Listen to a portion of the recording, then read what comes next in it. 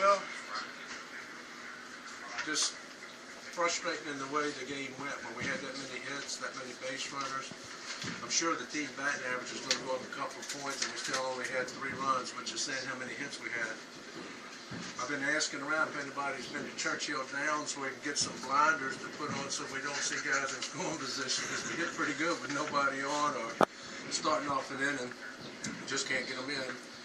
And then the way they got the game deciding run where it was a walk and, you know, they hit one ball in the whole inning that didn't go more than 100 feet from home plate, which moved him from second to third and ended up scoring. So we had base runners all over. I think we had 2 base runners more every inning except for the 7th and 9th, and we only came up with 3 runs, and a lot of them were, you got to give their defense some credit too. You know, our defense cost us a run in the game deciding run.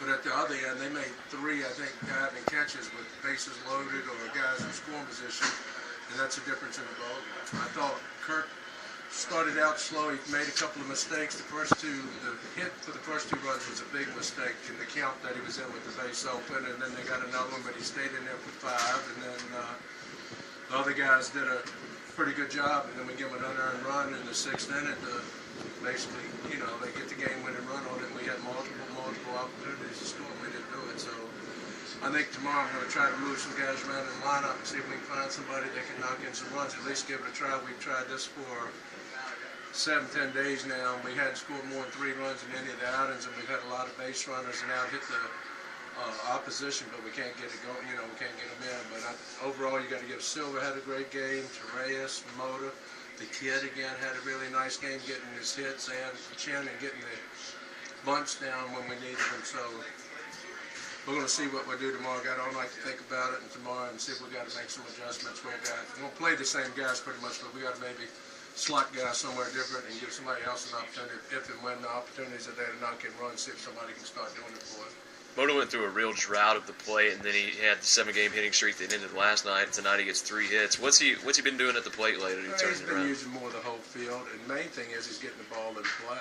You know, he was striking out a lot. Now he's using line to line. If you think of the first hit, it's inside the right field chalk, and balls up the middle in different places. And I don't want to overlook the defensive play. That 3-6-3 double play was a tremendous play. It was a tough hop to pick, made a perfect throw, got rid of it, and knew it was a tough play for the pitcher in that situation, covering first, so he busted his butt back to be able to take the throw back to turn a big double play, and that cut that inning because they had the bases loaded and nobody out that inning, and that play scored 1, and then they didn't get any more. So that was a huge play to even have the discussion we're having about all the runners in scoring position and how we lost by the 1 run.